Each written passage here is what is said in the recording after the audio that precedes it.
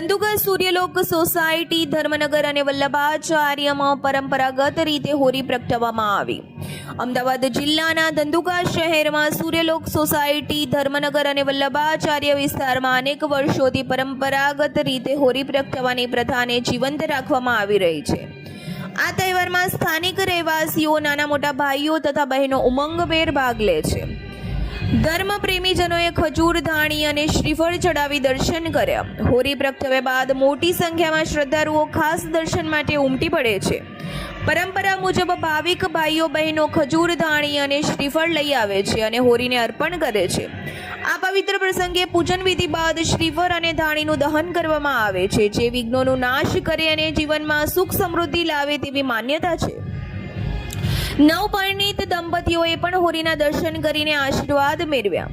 આ પ્રાચીન પરંપરાના એક ભાગ રૂપે નવા પરણેલા દંપતીઓ પણ હોળીના દર્શન માટે વિશેષ રૂપે પધારે છે।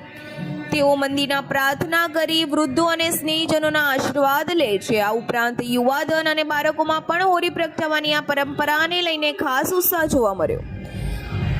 આ હર્ષોલ્લાસ સમય પર્વે આ સમગ્ર વિસ્તાર આનંદ અને ભક્તિભર તરબોળ થઈ ગયો હતો। શાંતિપૂર્ણ અને સુવ્યવસ્થિત રીતે યોજાયેલા આ તહેવારોમાં લોકોએ ભક્તિભાવપૂર્વક ભાગ લીધો અને હોળીના ઉજ્જવળ અને જ્યોત સાથે પોતાના જીવનમાં નવી શરૂઆત માટે પ્રાર્થના કરી હતી। Reporter CK Barad, DT news live 24, Dhandhuka. દક્ષાબેન રજનીકાંત કોંડિયા છે।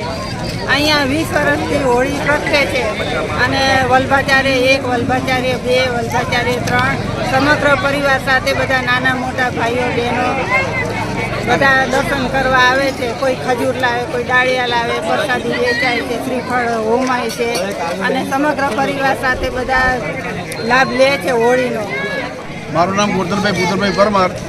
અમે અહીંયા ધર્મનગર, સૂર્યનગર, વલ્લભાચાર્યનગર આ બધા વિસ્તારના બધા ભેગા થઈ અને હોળીનો કાર્યક્રમ ઉજવીએ છીએ અને બધા આસ્થાથી દર્શન કરવા આવે છે અને બધા ધામધૂમથી આ હોળિકા દહનનું વ્યવસ્થિત સાચવે છે, બરાબર।